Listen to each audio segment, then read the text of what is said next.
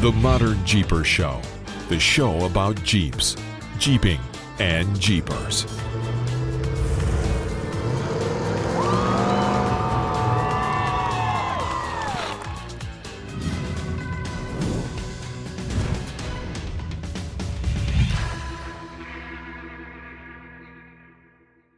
Well, hey, Modern Jeepers is another episode of the ModernJeeper Show with me, Matson from MetalCloak, and Mr. Modern Jeeper Corey Osborne. Hey, buddy. Hey, where's Jessy at? She is driving back. In fact, I just got a text from her. She is in line to get through our road construction canyon just outside of Gunnison. So Nice. It's kind of hard, in a 14, 15-hour drive, she has to hit a certain spot like within an hour. Otherwise, she doesn't get through the canyon. So That is quite a target. Yes. So she is in line. So she's hour and a half, 2 hours away. You know, if I was local authorities, I'd have some speed guns out there in that region. You're like, Yeah, right. all right, guys, time to set up the speed trap. It's about an hour till breakout time. Well, and it's funny. So this being on the opposite end of Labor Day weekend, of course, the next weekend, I've talked to her a couple of times throughout the day. Everywhere is busy. And yeah, because everybody took this week off, because in that whole corporate world of having, I have a 3-day weekend. Plus, if I only use 4 vacation days, I get all kinds of extra time. Right. Yeah. Which is interesting because that was my my email out yesterday. I did kind of the story of Labor Day, and part of that was that's when it started occurring, that people started taking a week or 2 weeks or annual vacations leading up into Labor Day weekend. So they end up having that big post-summer trip, which lended itself to be considered the end of summer, which lent itself as well to be the beginning of school. So all that stuff kind of tied into itself to become this moment. And then, of course, that lent itself to the back to school sales that then ran itself into the big sales celebrations that we see today. It all started from all that little stuff. And, I guess to roll into the other side of what's going on in my head all the time, like I told you earlier, the hurrier I go, the behinder I get. I literally, looking at my desk, I have stacks of information. I feel like I'm just behind, and I'm behind. And what am I doing?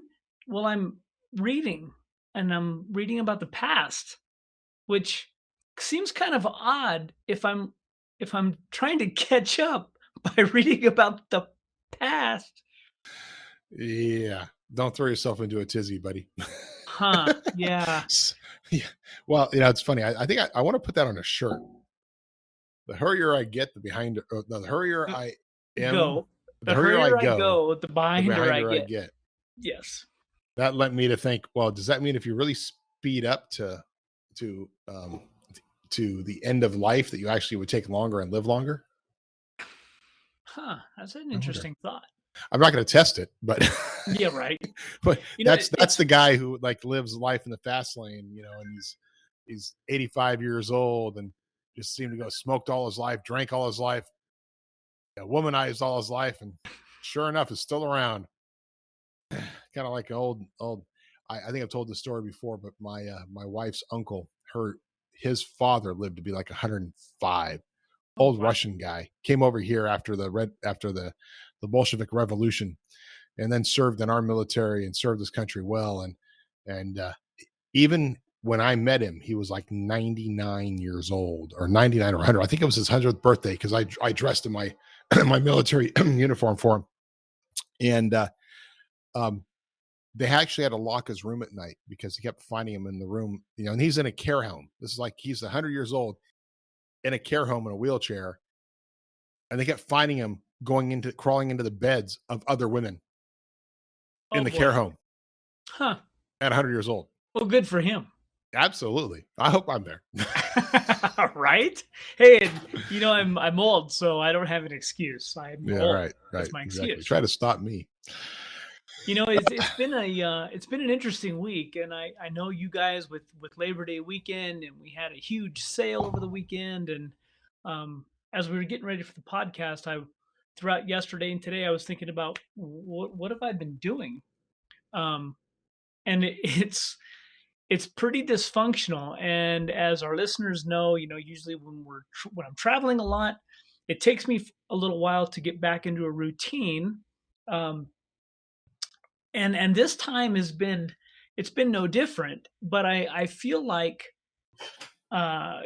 Jessy with her daughter having her grandbaby and her taking off the minute we got back, it took me a couple of days. I felt like I was like stumbling a little bit, um, getting a lot done, and there's still so much going on. Yet it's of it's a Labor Day weekend. So many people are on vacations.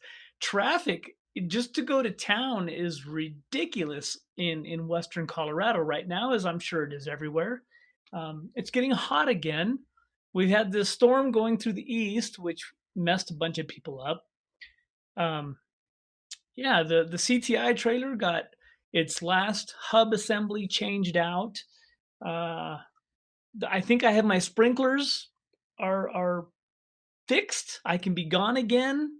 Um, I have I have pages of stuff for our upcoming event. This we do the San Juan event this year is our first inaugural, and it's going to be a small, non-technical, challenging event, but it's full of history. And to be able to share that, I had to kind of go back and go through some of my old notes, go through some of what I heard in the past, and checked out those rumors and that kind of thing. So, yeah, I mean, just to give you an idea of some of these maps are, I don't know, I'm spinning out a little bit. I've got books on my desk, plethora of books. Let me tell you guys, if you're going out on these trips, one thing that we learned from Tom Severin and Del Albright when we first started doing the Death Valley trips is there is a hell of a lot of history no matter where you go. Yes. And it's so much more fun. Sure, you can go around with a bunch of people and drive around and get guided and maybe have some stuff around the campfire, but to actually go out and get history, to be a part of a trip where as you're driving between areas, you're learning as you go.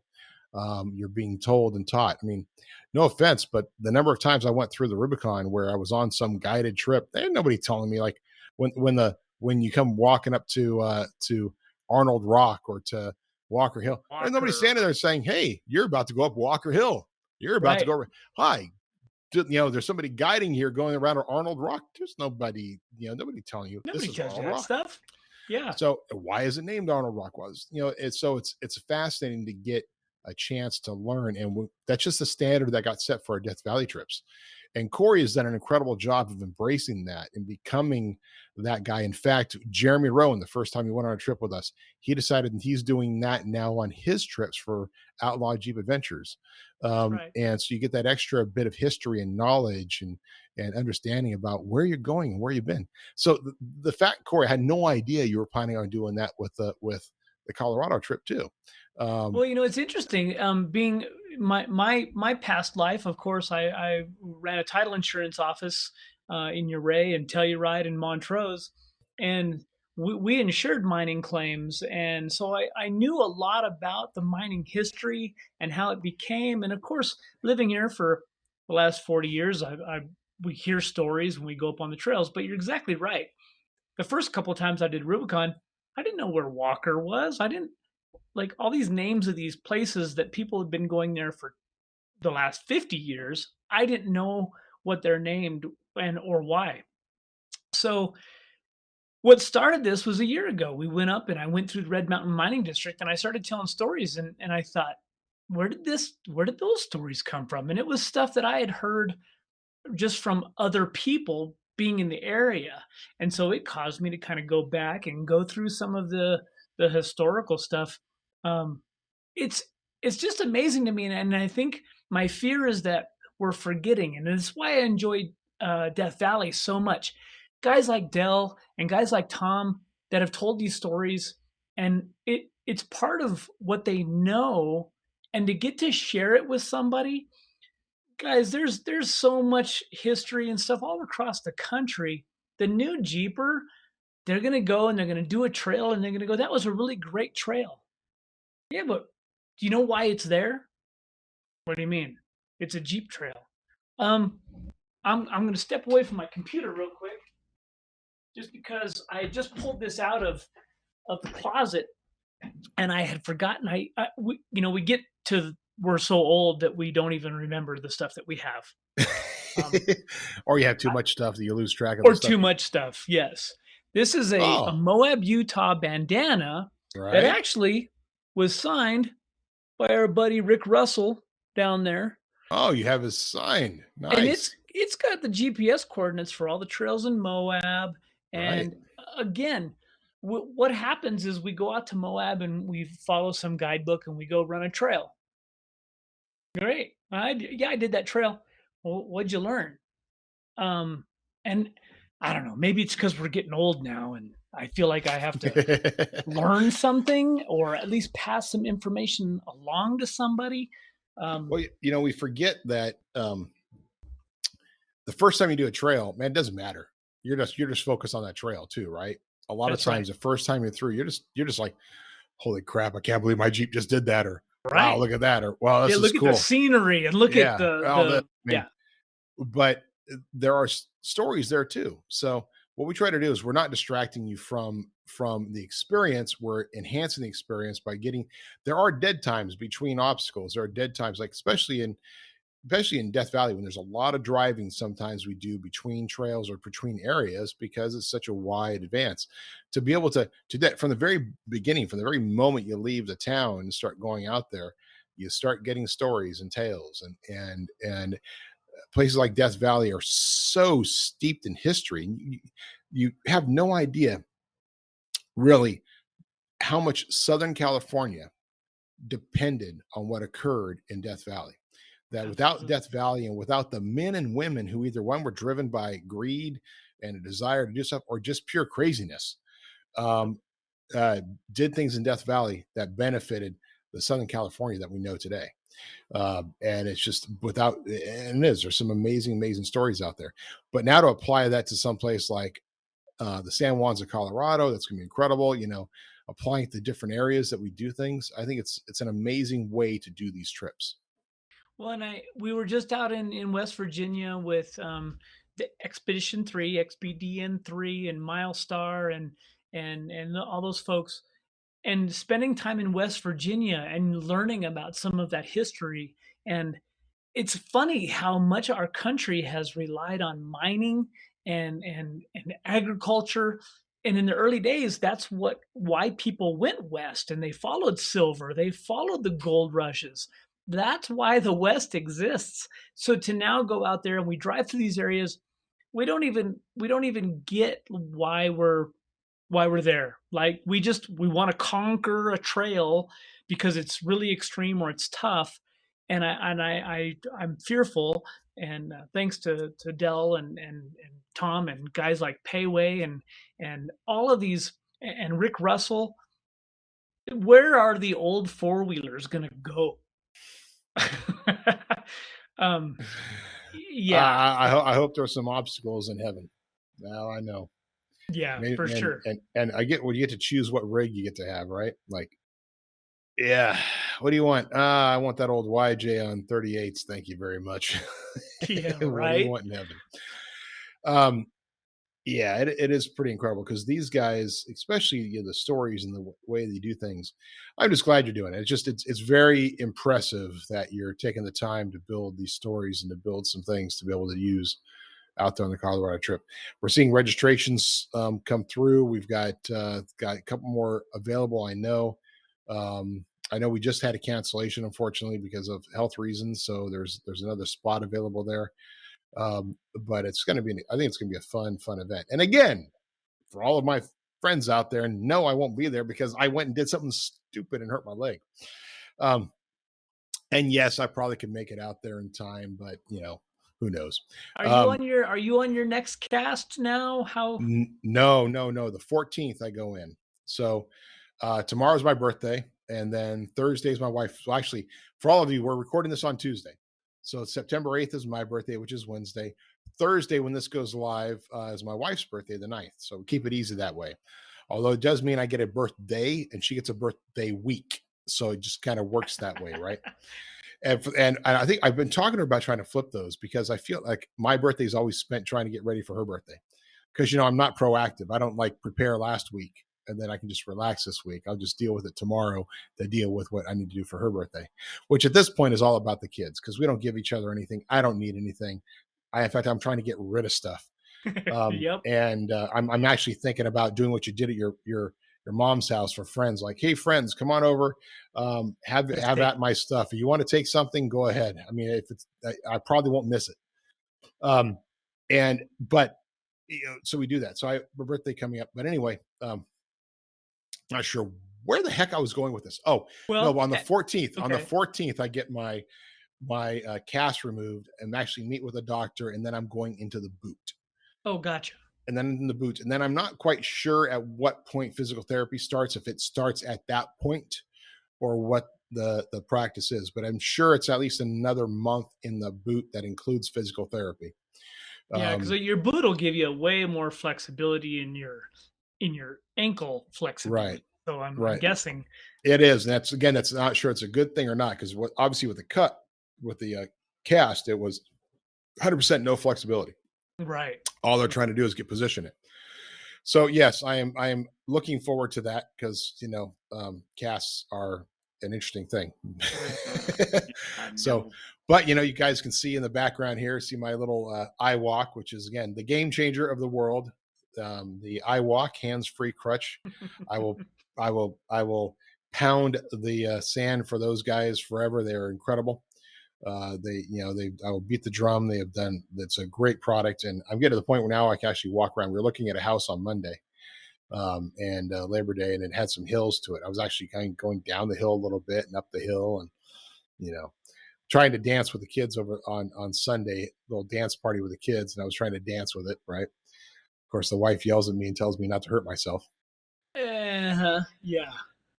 So, yeah, so it has not been life. There's been when we first got back, the weather here was so nice, and it was like highs of the like 68, 70 degrees for 2 days. It was amazing. I thought fall is coming. And then I see that now you guys are out in the hundreds almost again. We're in the high 90s for the rest of the weekend. Jessy's event, actually, her girls run on the Rim Rocker Trail starts Thursday. I've been, since I'm running the home office here while she's coming back from Oklahoma, it's going to be a good event. And for the girls that are coming out, I think they're going to enjoy themselves. We are. Yeah. So that starts. So you've got it all go. What day did they actually take off? Thursday? I think that they're all coming into town on Thursday, and then they'll leave Friday morning.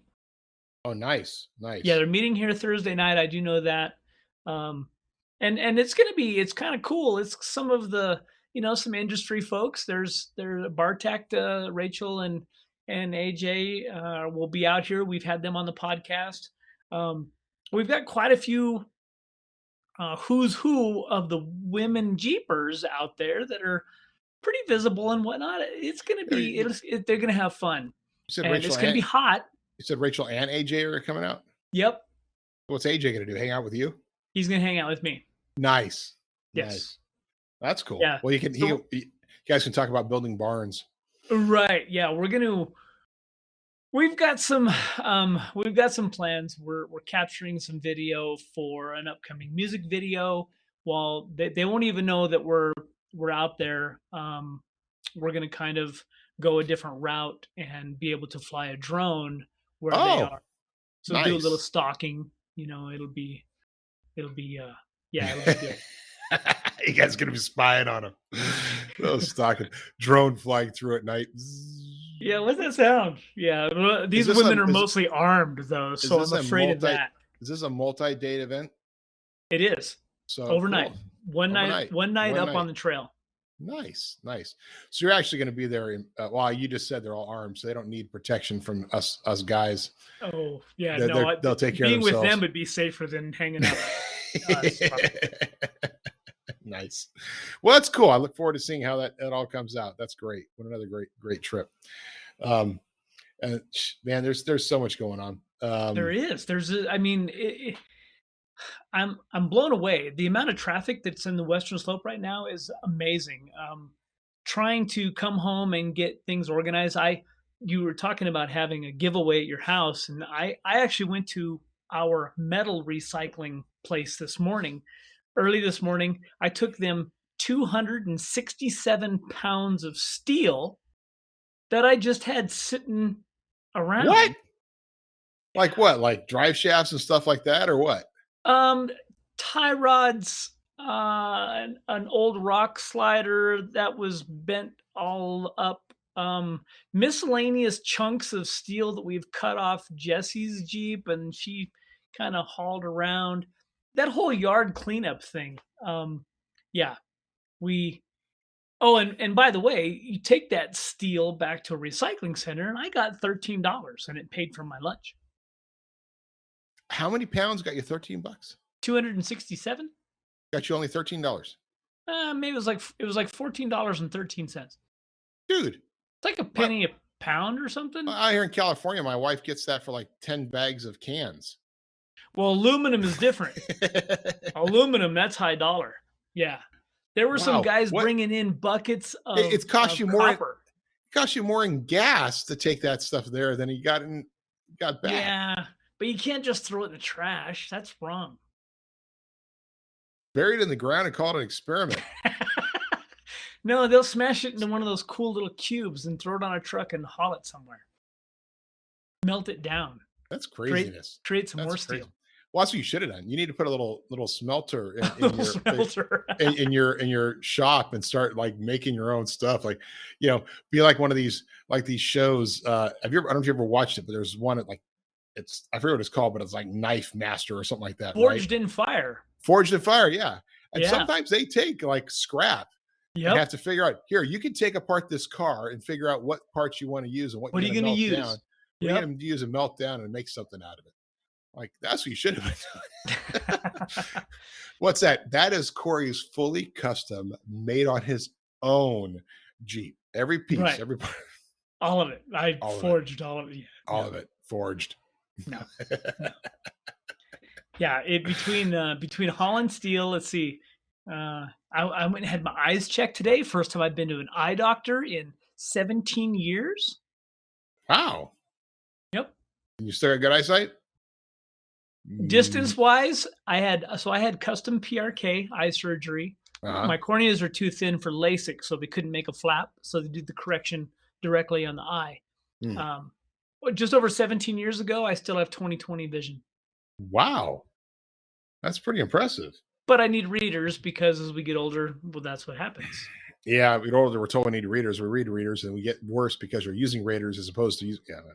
Yeah. Well, I had great vision until I had that blurriness with my left eye, and then I had the pituitary surgery, and I think my right eye got so fatigued from doing all the work that after the surgery, it all went to hell.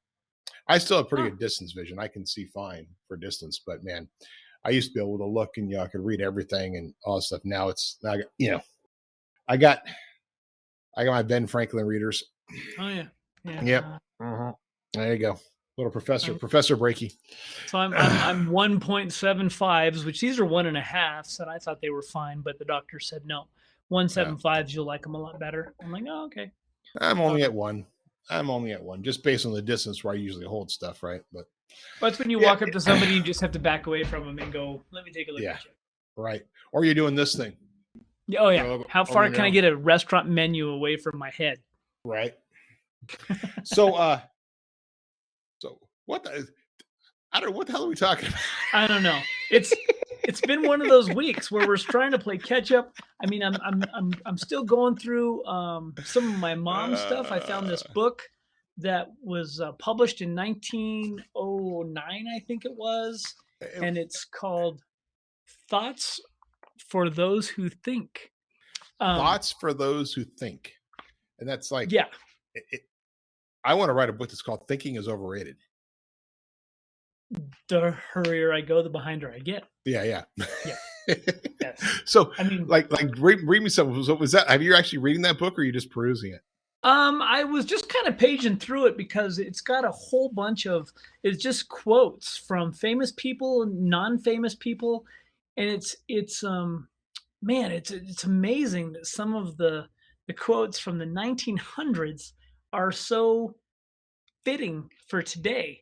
I read, I don't remember when it was or who it was by, but it was something to the effect of a nation is only successful because of it will only become successful as long as its citizens are deserving, or something to that effect. And I thought, huh, yeah, that's weird.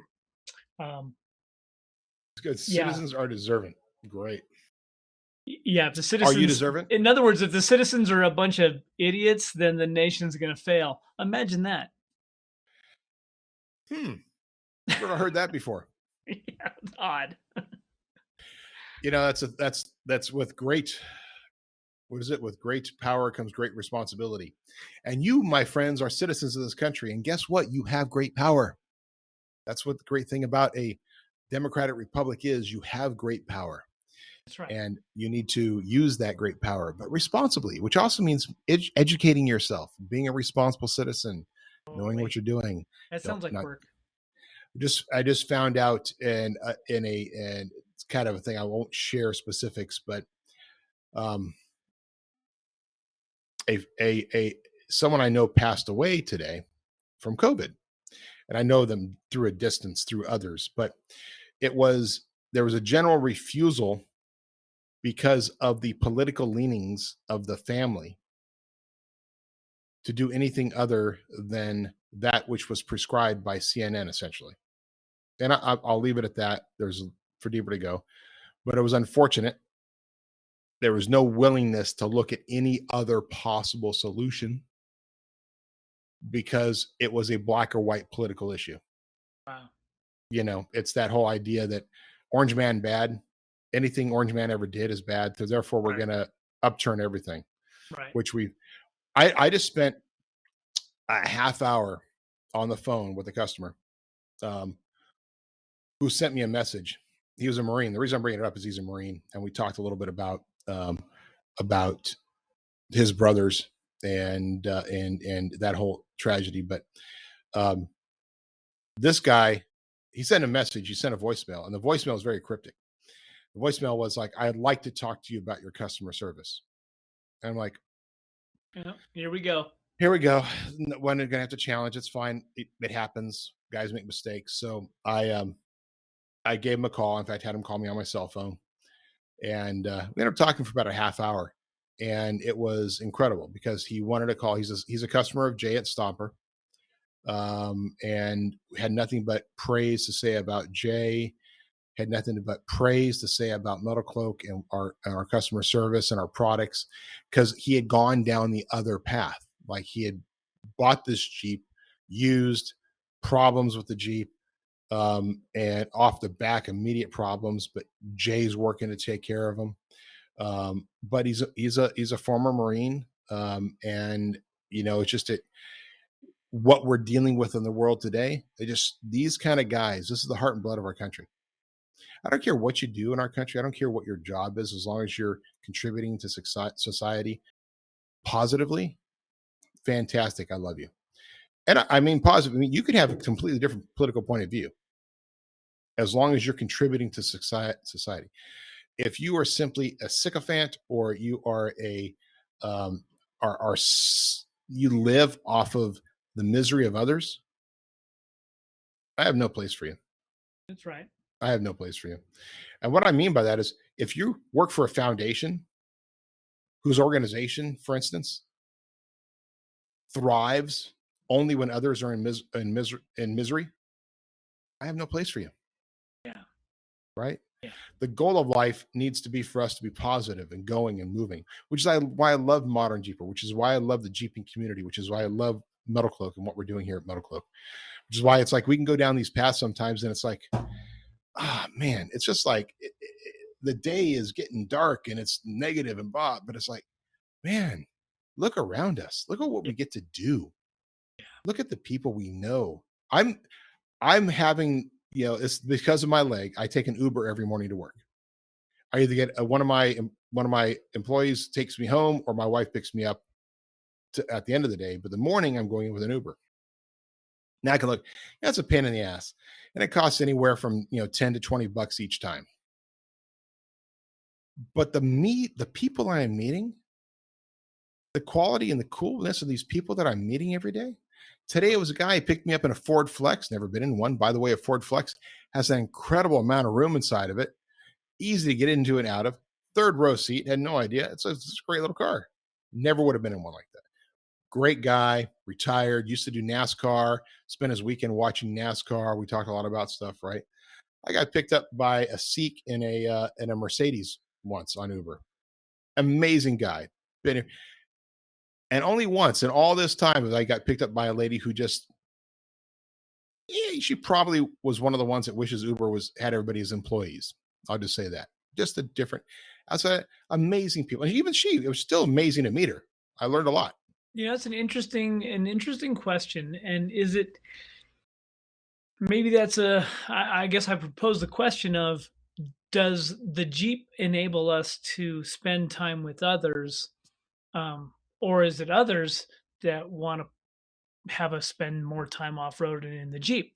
And I would argue that when we go to events, guys like Curtis and Philip and these guys that are, they're literally is a brotherhood of family of I mean, the folks that have helped me out across the country when I don't really have a personal relationship with them. They may know who we are or who I am. And guys like Derek Kincaid, who came out and had his child with him at a gas station and was offering his tools and to help us change a hub assembly. Those kind of family enable us to have connections with people. And it's what the CTI trailer and these Jeep events across the country have always brought, and the ModernJeeper Adventures has brought, an Ultimate Adventure, and being a part of a group that's bigger than ourselves to where we can, I don't know, experience life through other people. What if we didn't? What if we just drove around in our Jeeps and we went to places all on our own? And I understand that there's definitely a need for that as well, because I think we need to be self-aware and more cognizant of our surroundings. Mm-hmm. It's not always about the group of people that we're with, but we got to look around sometimes. But I don't know, the Jeep has definitely become a tool for us. Definitely. Sorry, I got a little distracted by one of my guys coming in because I had a 5 o'clock meeting with her right before she left, but got a little late there. That's okay. But what you were saying is absolutely true. So it's an interesting thing because Solitude is great. Right. And here's the thing. I'm an only child. They say that Solitude is like, I like Solitude. I like being by myself on a rock staring at the ocean for 2 hours. I like that. Some people don't. Some people people grew up in families with multiple, they like to have more people around them. Right. And I think it's kind of interesting because my wife is originally that way because she grew up with a family, big family, all that. Now that she has 3 kids, 4 dogs, 2 cats, and me, Solitude she craves. So it is possible for us to change our habits, but being around people that are like-minded, and I don't mean this, let's take politics out of it, because there definitely is this whole thing. I was just talking with one of my employees earlier who we were having that same discussion that social media, I've been playing on TikTok, trying to learn TikTok and what this whole thing is about. And we've talked about it before. And it's very simple. In just the few little weeks that I've been playing with TikTok, it only shows me conservative posts. I don't see any opposing posts. It has learned what I like and what I don't like. and it's sending me just that. If I didn't know any better, I could walk up to you and say, dude, I'm on TikTok. You need to get on there. It's only conservatives. Right. Right. And I'm sure there are liberals and others out there and progressives who go, dude, you got to get on TikTok. It's only liberals and progressives. Right. Because those algorithms are only going to cater to what your mind is wanting. And that is part of the problem. Yep. Right. No, I agree. It's I agree. Off-roading is only for Jeeps. Yep. You can't go off-road if you don't have a Jeep. That's right. No Toyotas and Broncos allowed. No. Yeah. So it is, but we have to be in this different mindset, the different world, right? And that's the great thing about it, especially how you do Jeeps, right? The whole reason we started Modern Jeeper was to be able to talk to anybody. I don't care if you're putting 40s on 22s or if you're putting 40s on 15s or whatever. I don't care what you're doing. Right. Well, there's a longevity to it that, I mean, people like Big Rich and Shelly Crable, Shelly's newsletter, who I've shared out on my personal page a number of times. It's those thoughts that we don't necessarily, we may have them in our mind. And then when we read somebody else, and it's almost like they're talking directly to us, and we go, oh, wow, I have those similar thoughts too. And I'm not alone to have that. I kid you not. 3 days ago, I was out working in my yard, thinking to myself, what I really want to do is sit in a lawn chair or in a beach chair with some little funky drink and an umbrella in it, and staring off into the beach or a pool and doing nothing. And I realized that that's not what I want at all. Like, that is just. Are you sure you didn't get a Facebook ad about that?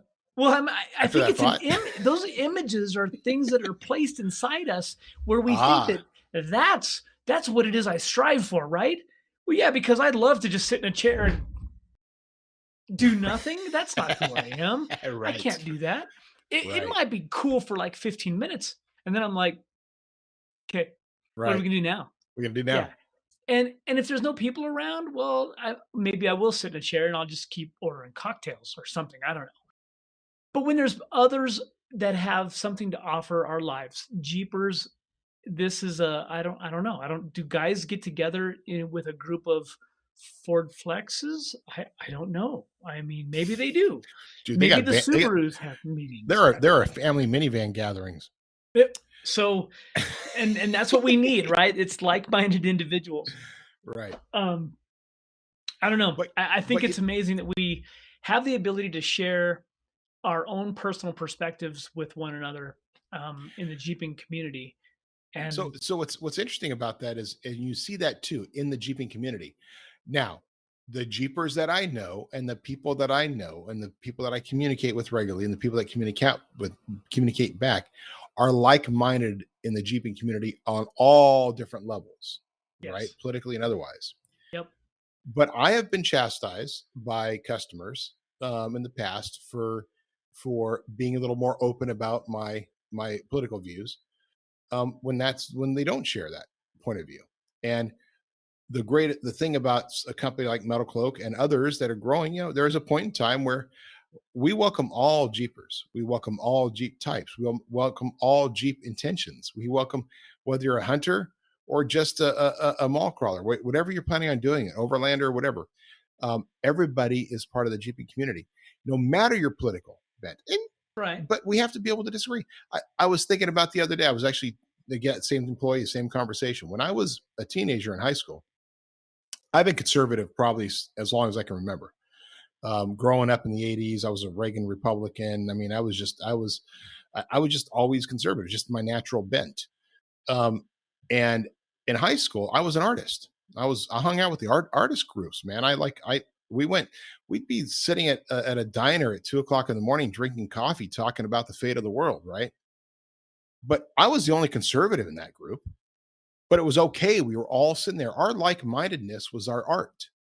And that we all sat around with a little book and sketching pads, drawing things and talking about that. And we shared ideas and we talked about ideas over cold coffee, but that was okay. It's like, that's not allowed now. Like you can't, that same group how dare you, you're an ass. I got called a dick in high school by my English teacher because I had a conservative view, and it was opposed to hers. She said I was a dick in class. So, and called me a jerk too, but and a bunch of other things. But she didn't necessarily use that against me, right? She was a fair teacher. She just expressed that I was being a jerk, and that's fine. But it was allowed. Right. Now it's not even allowed, right? Now you get bullied if your point of view is not the right one. Well, and it's funny because if you simplify it, if you simplify this whole it's the Dodge, Ford, Chevy argument, right? It's the Jeep, Toyota guys. There's this competitiveness between the two. There's my stuff's better than yours, whatever you want to believe. We can break this way down into stupid things and consider it similar. Oh, hey, you run ortho sprinklers? Well, I prefer Rainbird. No. Like, really? Did they both water your lawn? Yeah. Wow. So you're not going to like me because you're a Rainbird guy. Yeah, no, I'm an ortho guy. Like, it's if you expand that up, it's Kentucky bluegrass, buddy. Right. Yeah. Yeah. Blue fescue. I mean, if we're going to argue about things and oh, you're a racer, you're an off-road racer. Yeah, I'm only an overlander. So now we can't talk, we can't get along. And that's really the divisions that have well, it's why our country is in the state that it is, in my opinion.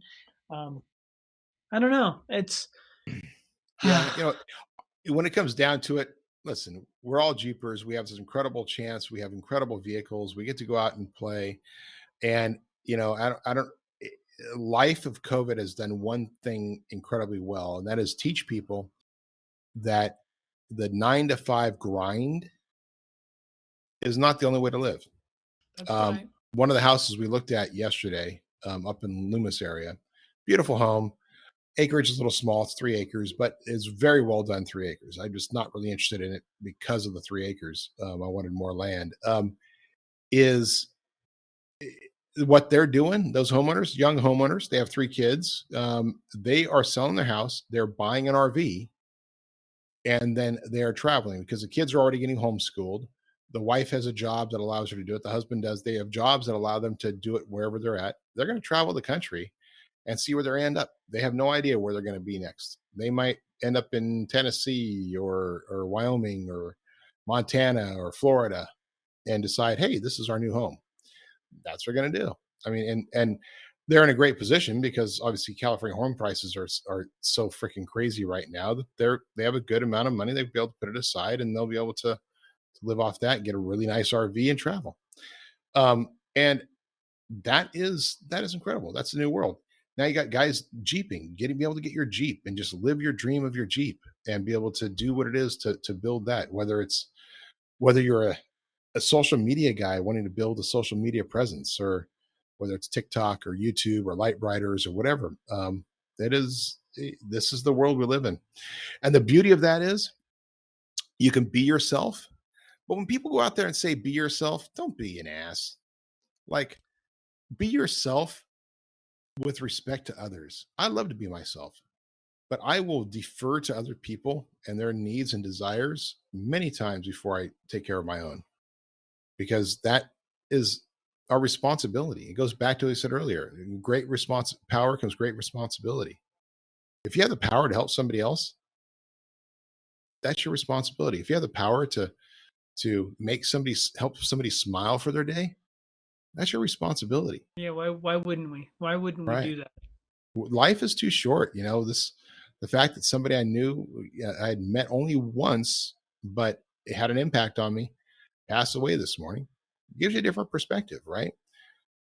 Somebody else I know is about to go into surgery tomorrow morning and have 6 months of recovery. And it gives you a perspective. You've got to live the life you live. You've got to take care of the people you know. You got to love the people around you. And even though I've never been a full believer in like, this is our only life, right? My philosophy is a little different, that this is our only life. This is our only one. And when we're done, we're done. You're still going to live life to the fullest every day. That's right. because when it's all said and done, it's like, did you make a difference? When you're standing there, did you make a difference? Well, and I think that's part of what the we both know a lot of successful individuals across the country, and I used to tease my ex-wife and say, you know, I really don't have any friends here in town, and she'd go, you have a lot of friends. You know what? But my friends, my close friends, the majority of them live all across the country, and it's such a different perspective for each and every one of them. Guys like Ricky out in Orlando, all the way to you out in Sacramento, to folks that we've met on some of these adventures. Who look at Jim and Deb with Trail Nut, and like everybody's got a different perspective of what they want and what they do to make themselves happy, and what their goals are. We don't have to share the exact same things. That'd be really boring. That would be boring. It'd be really dumb. Yeah. That's right. I mean, I honestly wish TikTok would switch it up and let me see the other perspective, right? Right. Because life is diverse. The people we meet are diverse. Thoughts and ideas are diverse. Nobody's 100% right. Sorry. Nobody out there is 100% right. If you're 100% right, boy, you better like be investing or doing something, because, you know, what is it in baseball? I mean, if you're 30% accurate in baseball, you're a pretty damn good player. Yeah, you need to start gambling or something. Yeah, go to if you're Vegas. 50% right, you better be investing in the stock market, because you'll be a billionaire real quickly. That's right. So nobody's 100% right. It's okay to be wrong. It's okay to have a different point of view. It's okay to talk and discuss things. As long as you own a Jeep. As long as you own a Jeep. If you don't own a Jeep, you're screwed. You're out. You're out. Yeah. Well, although from a medical standpoint, we'll start accepting Broncos as being a partially right. Okay. You're going in the right direction. You're going in the right direction. You know what? Competition's healthy, and you know, the fact that we were just having this discussion this morning. We were talking about some ARS new rack stuff and kind of how that evolution takes shape. Well, it's hard to build products when you don't even know what the end use will be, right? So like with the Bronco, who knows what these are gonna, well, hey, are you building this? And what about roll cage? And well, time out. Well, it's hard to build just one product for one guy because that's what he wants. Something like the Gladiator and the overlanding thing that has taken off. How do you know? Oh, look, there's a new product. Well, you can't mount it on that. Well, maybe we can. So that modularity, that ability to make changes on the fly, it's what keeps us all, even in our everyday lives, it keeps us flexible. We talk about the podcast, you know, what are you doing today? Literally, I sit in this chair and I stare at my computer until Matson sends me a text. And he's ready. And I'm like, oh yeah, I'm ready now. But no, it's about variety. I gotta say, guys, it's like, hey, what's your thoughts on podcasts? Ready when you're all right. It's like Corey literally will be doing whatever he's doing and stop and then do the podcast. And I'm like, whew, thank God, because it's otherwise my schedule's a lot more flexible than yours. You're sitting in an office and running a bunch of people, and I'm sitting here keeping track of my birds. Running all the people in your brain. Yeah, all the things. Your birds. All the things. Birds. Your birds. Keeping track of your birds. Oh, man. Hey, any tech or anything this week?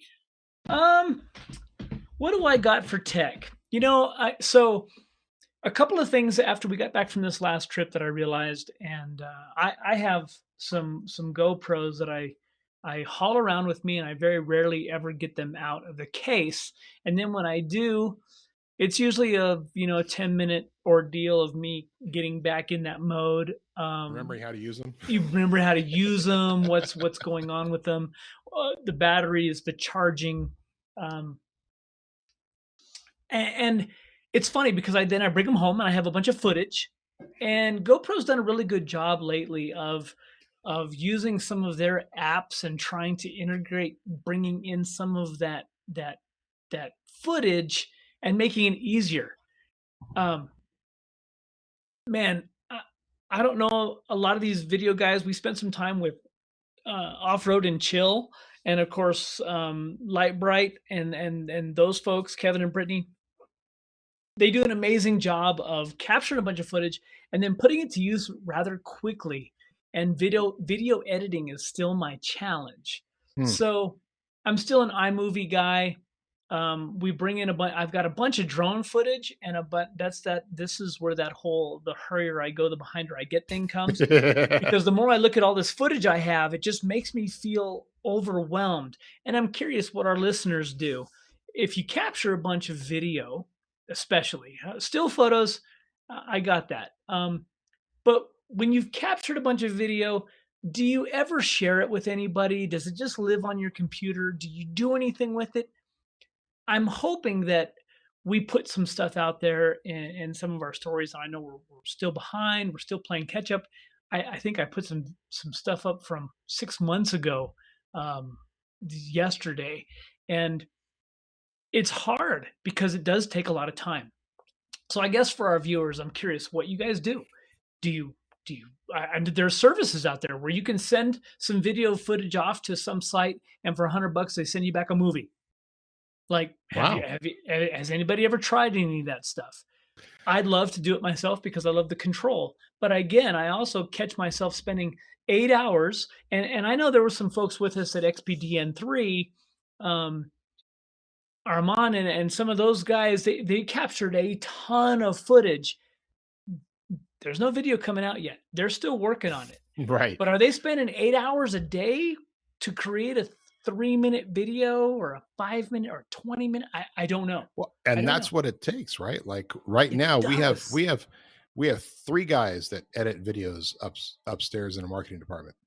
2 of them, their jobs are just working on the product feature videos, right? Yeah. And they work on a lot of other stuff too. I mean, that's not their only job. They have a lot of other responsibilities up there in the marketing team, but they just brought those we get 2 a week. We get product feature videos coming out twice a week. One guy is the guy up there who does all of the large scale videos, like, you know, the big ones you see with lots of graphics and lots of cool stuff, and sometimes some cartoonish graphics and all of that, right? But to do a 4 or 5 minute video that's the level of what MetalCloak expensed now, it is hours and hours and hours and weeks of work. He's working on our Dodge Ram video right now. He's been several weeks gathering collateral, building stuff, doing the parts, doing the special effects, everything else. It is weeks of work to come out with a 3 to 5 minute video. I feel like our attention span for the off-roader, literally we're looking at if it's a couple of minutes, yeah, I'm out, I'm gone, I've got something else to do. And social media has driven that. But it's interesting because stuff on YouTube, those are much longer videos where, 20, 30 minutes. If it's entertaining, guys like Trail Recon and these guys that are putting together really good information stuff out there, that takes a bunch of time. And I feel like, we kind of, we're okay doing a lot of different things. We're not really good at doing one thing, which. Well, it's interesting you say that, because on TikTok, I would keep going back to TikTok.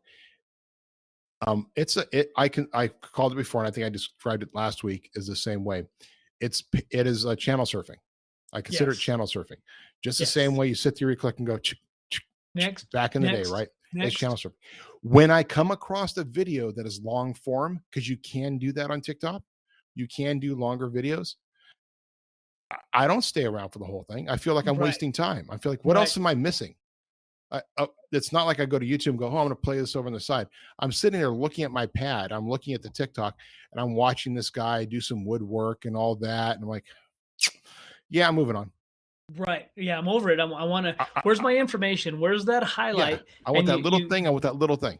Yep. Blow through the title, especially self-help type stuff is like, look, I just want to know how to get this bolt out or something. And you go right to it. You watch it for a second and I'm gone. And it may be an hour-long video. I can't sit there for an hour. Who has that kind of time? Right. It is interesting. It is interesting. I captured a whole bunch of footage this morning of me trying to change out the batteries on the Gladiator. Stay tuned for an article coming to Modern Jeeper about that. Nice. I'm looking forward to that. Well, it's an age-old problem that you're experiencing. It's just exponential. I've told the story before, but my father was a photographer. I grew up with him taking tons and tons and tons of pictures. And he had one of those box cameras, modern box cameras. The roll of film, I can't tell you what the specs were, but it was this like 3 or 4 inch skinny roll, right? 640 film, box old camera, stuff. right? Yep. Beautiful photos that he would do. Our refrigerator drawers, the bottom of the refrigerator drawer, where you usually put your vegetables and stuff side by side drawers, were full. One was full of exposed film. The other was full of film ready to be used. Like he would store it all in the fridge. So, but there was always, to this day, my dad still has film and photos he has taken from 20, 30 years ago that he hasn't developed. Right. One of these days, I'm going to take it all and just pay for it to all be developed. Yeah. But it's because he did it himself. He didn't just send it out to be done. Right. Because he did it. He produced his negatives, and from his negatives, he produced, images that he wanted to. He was an artist. But it's the same thing. It's an age-old problem, but it's just exponential today. Now, the digital world now. Yeah. Now that he's digital and he has all of his stuff, and now it's 10,000 pictures like you, 10,000 pictures sitting on a file someplace that maybe one day he'll go through. It's a different kind of hoarding, really. It is. It just doesn't take up as much space physically. Yeah, physically. Yeah, it's just interesting. I think I've told the story of my concept that I had years ago for doing a 1-year campaign called One Roll, One Camera, 1 Year. Yes. Yeah. Which that idea of like, if instead of taking 20 pictures when you go up to take a photo of something, what if you could only take one? What if I gave you a camera and you could only take one photo this month? What would it be? Yeah. And that's what you had to think about. You had to think about that stuff in the past. That's right. I remember before ever pressing a shutter, you only had 12 or 24, 36 later in life. Right.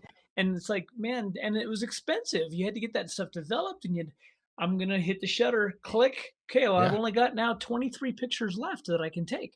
Right. And now we take 20 photos in a second. Right. And if you're a professional, maybe you tried a couple of different f-stops, like one up, one down, and the one you thought it was, one up and one down. So you took 3 photos of one thing to see one of those is going to be right. And then thankfully you had the developer and you could do all kinds of manipulation there. It is interesting. Well, my friend, it's been fun. I know you got a lot to do. I got a lot to do. It's another crazy episode of the Modern Jeeper Show because we went all over the place. We did. And I'll reach out to our friends at Bestop. I know that they have some information for us coming up. Yeah. And maybe we'll get them on here next week. And again, another random episode it's always good to chat with you. Yeah, it's been tough, guys. We have obviously been busy, and it's just been kind of craziness. We are going to get back to the interviews the later part this year. It's just a matter of having, if you want to be a show producer, we're looking for a show producer. Come on out. Be a show. Well, you can go out there, reach out, book guests for us. And you know what? We're fine with that. We'll take an award-winning producer any day. Because right now that neither one of us have the time for that, but we're happy to talk with you. And the bad part about it is we know so many people in the industry, and it's scheduling, right? We're all going 16 different ways till So we'll get there. We'll get back on top. Absolutely. All right, my friends. Well, thank you again for joining us for another exciting episode of the Modern Jeeper Show. You know how to get a hold of us? Gosh, I'm in the middle of a massive stomach issue right now. But that being said, you know how to get hold of us, Matson at MetalCloak.com, Corey at MetalCloak.com, and find us all over the web. And please check out ModernJeeperAdventures.com. If you have questions about ModernJeeperAdventures.com and want to know more information about the trails and the events, send an email to Corey at MetalCloak.com and Jessy at MetalCloak.com, and they will be happy to answer the questions, especially about the San Juans, Colorado trip.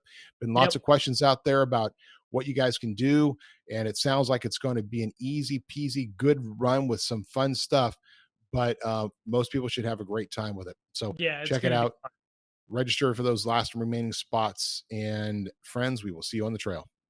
Cheers.